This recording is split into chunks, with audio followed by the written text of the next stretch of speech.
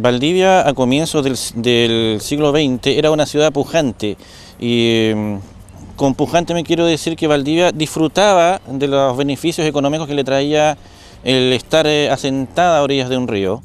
Pasando el periodo de 1855 ya tenemos una colonización más en mayor cantidad y en esa época es que hace su aparición uno de los más famosos líderes de la colonia alemana de esa época, don Carlos Ambanter. Con ellos se empiezan a establecer en la ciudad profesionales. Y digo profesionales ya que don Carlos Ambanter era químico. Él estableció la primera cervecería en el sur, una de las primeras cervecerías, me corrijo, en el sur de Chile, como es la cervecería Ambanter, de larga data en nuestro país y una de las más famosas del sur de Chile. En aquella época de glorioso pasado para nuestra ciudad, Valdivia tenía varios astilleros en donde se construían los mejores barcos del sur de Chile. Por ejemplo, estaba en los astilleros Aferbeck, que están cerca del sector del islote del mismo nombre. Estaban los Ettinger, los Behrens, que estaban alrededor del río. E incluso estaban aquí cerca los Prochel, al otro lado del puente. Estas empresas se dedicaban a construir a la fabricación de barcos de gran tonelaje y de gran calado en realidad. También teníamos una pujante industria de los servicios, por ejemplo la fábrica de los zapatos Rudolf, que estaba en esta isla, producía en esa época tantos zapatos y de tan buena calidad que en alguna época, durante la Guerra del Pacífico, para ser más específico, los soldados del ejército chileno calzaban calzados Rudolf. A raíz de todo este comercio, otras industrias se fueron instalando en la ciudad, la gran mayoría fundadas por ciudadanos que venían de los antiguos reinos y del imperio prusiano, actual Alemania, a establecerse en nuestra ciudad y en nuestra región de los ríos. Ellos, en su gran mayoría, fueron los responsables de que Valdivia, entrado en el siglo XX, fuera una de las ciudades más pujantes económicamente hablando, ya que la ciudad tenía comercio con varias repúblicas del extranjero, por ejemplo Francia, España, Alemania.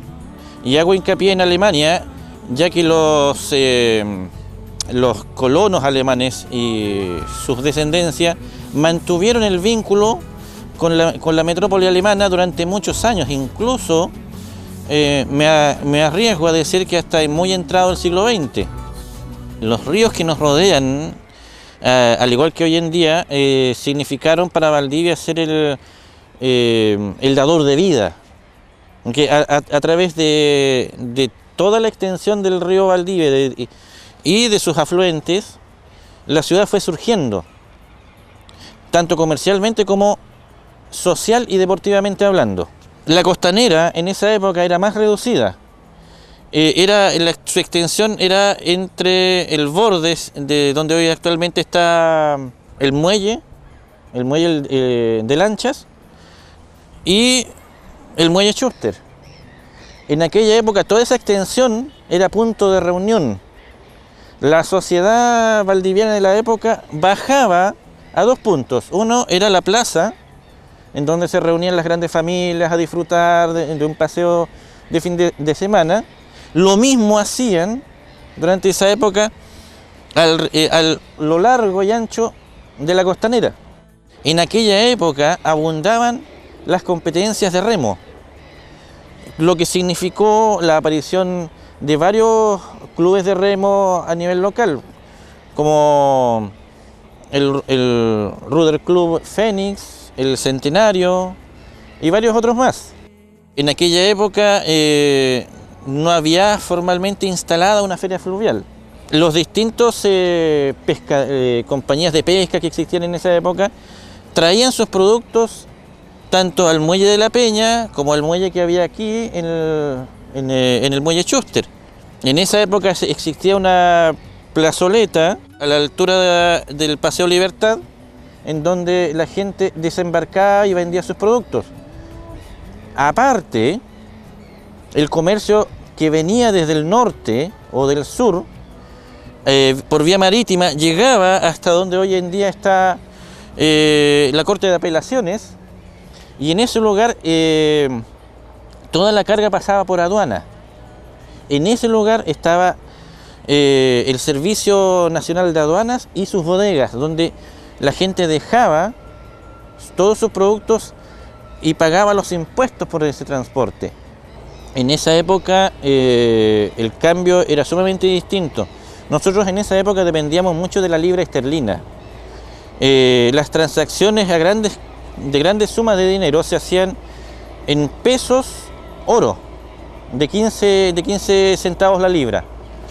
Y el resto de las transacciones eran o en moneda normal, o moneda corriente, o en papel. Hago esa diferencia: moneda corriente, la moneda que hoy día nosotros conocemos, o papel moneda, que en esos años era una novedad. Recién se estaba implementando el tema del billete con valor nominal. Por ejemplo, si un comerciante compraba productos como muebles manufacturados en Alemania, las transacciones se hacían en libras esterlinas o marcos, no en pesos chilenos. Una vez llegada la mercadería, se hacía la transacción económica, el pago de esa mercadería, a través de los bancos locales. Por ejemplo, en esa época estaba el Banco Alemán Transatlántico, el Banco Chile-Alemania y el Banco Comercial. También cabe hacer recordar que en esa época no existían los puentes, y la gente, ¿cómo se trasladaba de la Isla Teja al frente para comerciar? Era vía cabotaje o en lancha, como se conoce hoy en día. Y aquí en esas lanchas habían varios embarcaderos pequeños en donde se transportaba la gente o en bote o en lanchas de menor calado. Para Valdivia el río era su fuente de vida y su fuente laboral principal. Lo digo porque alrededor del 70% del comercio de esa época giraba en torno al río, de una u otra forma.